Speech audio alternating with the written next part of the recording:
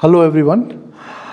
अक्सर कई लोग जो जिम जाते हैं, न्यू कमर्स हैं या कोई 2-3 साल से भी वर्कआउट कर रहे हैं, वो कभी कभी ऐसा होता है कि डेडलिफ्ट करते समय या स्क्वाट मारते समय उनको प्रॉब्लम होता है अपने लोअर बैक में। और ऐसा होता है कि उनको उठने भी नहीं होता, उनको झुकने नहीं होता।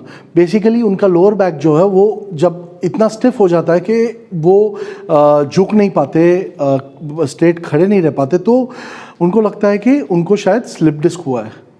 अब वो जो वहम है ना, वो बहुत डेंजरस है। स्लिप डिस्क हो सकती है आपको, बट स्लिप डिस्क पहले डीजनरेशन होके सब होके होना, वो ऐसे ही कुछ नॉर्मल वर्कआउट करते करते ऐसे नहीं हो सकती। अगर आपका फॉर्म और टेक्निक सब कुछ सही है और आपको थोड़ा सा जर्क लगा, कुछ हुआ, हमारा बॉडी इतना स्ट्रांग है कि आपको इमीडिएटली स्लिप डिस्क नहीं हो सकती। तो पहले तो ये वीडियो इस पर्टिकुलर टॉपिक के ऊपर है कि स्लिप डिस्क में आपको सिम्टम्स क्या क्या हो सकते हैं, और कभी कभी आपको जो लोकल पेन है और आपको अनकंफर्टेबल होता है झुकने में, खड़े होने में, तो वो क्या है एग्जैक्टली। तो ये वीडियो बेसिकली इस टॉपिक के लिए ही मैंने ये बनाया है। तो जब आपको स्लिप डिस्क होती है तो आपका lumbar spine, thoracic spine, cervical spine, कहीं पे भी जो वर्टिब्रे होते हैं उसके बीच में डिस्क होते हैं जो दोनों के बीच में कुशन का काम करते हैं। ये जब कुशन जो होते हैं वो रप्चर हो जाते हैं या बल्ज हो जाते हैं, तो आजू बाजू में एक थीकल सैक होता है उसको कवर करते हुए। वो थीकल सैक और इसके बीच में जो नर्व जाती है उसको इम्पिंजमेंट होने के कारण से कहीं कहीं पे झंझनाहट, कहीं कहीं पे आपको लॉस ऑफ सेंसेशन भी हो सकता है, जैसे पैर की उंगलियों में या कहीं पे। तब जाके आप बोल सकते हो कि शायद मुझे स्लिप डिस्क है, या शायद मुझे डिस्क बल्ज है, या डिस्क एक्सट्रूजन है, या प्रोट्रूजन है।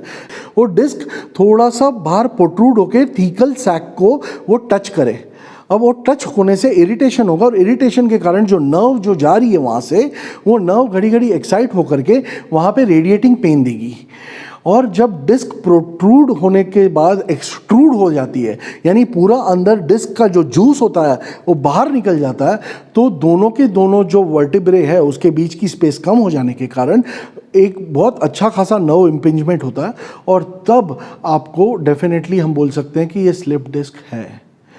तो ये तो मैंने स्लिप डिस्क की बात की। अब मिथ कि स्लिप डिस्क अगर आपको है, ऐसा लगता है बट वो स्लिप डिस्क नहीं है, तो क्या उसके ये है। तो देखिए, लोकल पेन, अगर लोकल पेन हो तो it is generally not slip disc. Deadlift मारते समय अगर आपके सोल जो है वो अगर सॉफ्ट हैं, रनिंग शूज़ और वेट लिफ्टिंग शूज़ नहीं है, और अगर आपकी हील ग्राउंडेड नहीं है, तो आप उठाते समय अगर आपकी हील थोड़ी सी ऊपर आ गई, आपका वजन पंजे पे आ गया, तो फिर उससे आपको एक मसल होता है जिसको बोलते हैं क्वाड्राटस लंबारम।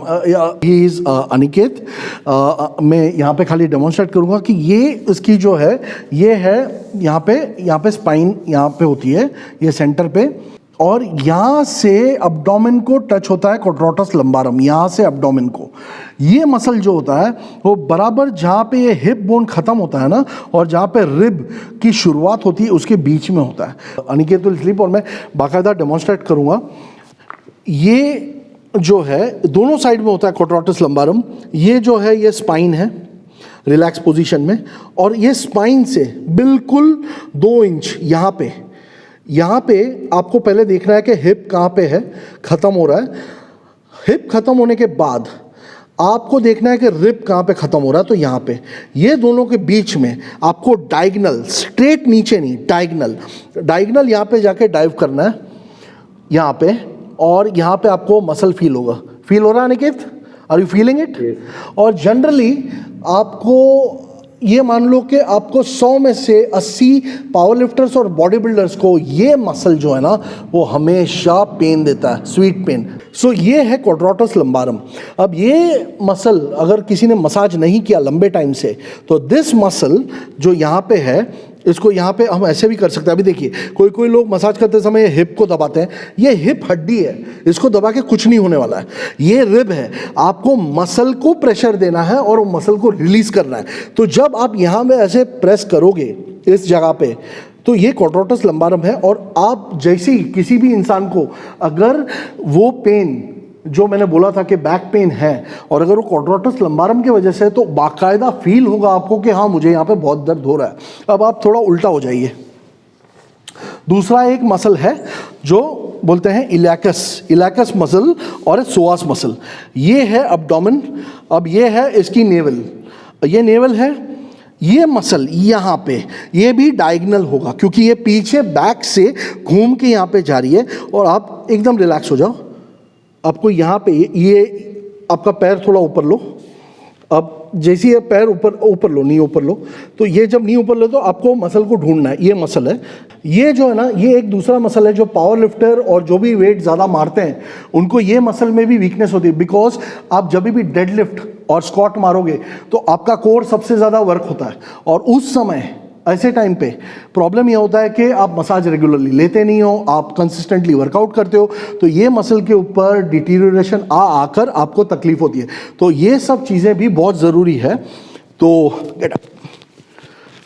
तो ये था बेसिकली आगे के जो सोआस मसल और पीछे का जो क्वाड्राटस लंबारम, सोआस के बाजू में एक इलैकस मसल है। ये आप इसके बारे में सर्च भी कर सकते हैं इंटरनेट पे। तो जब आपको ऐसे बैक के इश्यूज होते हैं तो घबराइए मत, सबसे पहले थोड़ा स्टडी कीजिए क्योंकि जो आप वर्कआउट करते हो सब करते हो। और उसके बाद अगर आपको कहीं पे भी थोड़ा सा पेन होता है, देखिए इंजरी और बॉडी बिल्डिंग या इंजरी और power lifting hand in hand है और ये पूरा का पूरा गेम है साइकोलॉजी का। अगर आपका माइंड स्ट्रांग है तो आप बहुत सारी चीज़ों को ओवरकम कर जाओगे, मगर अगर आप थोड़े से भी वीक हो गए तो फिर आपका गेम ख़त्म है। तो बेसिकली आज का वीडियो ये टॉपिक के बारे में था कि आपको बैक पेन को समझना है कि वो बैक पेन जो है वो स्लिप डिस्क के कारण है या आपके मसल के सोरनेस के कारण है। तो फ्रेंड्स, आई होप आपको मेरा ये वीडियो अच्छा लगा और हम लोग किसी और टॉपिक के बारे में बात करेंगे नेक्स्ट टाइम पे। तब तक के लिए be safe, B strong and have a nice day.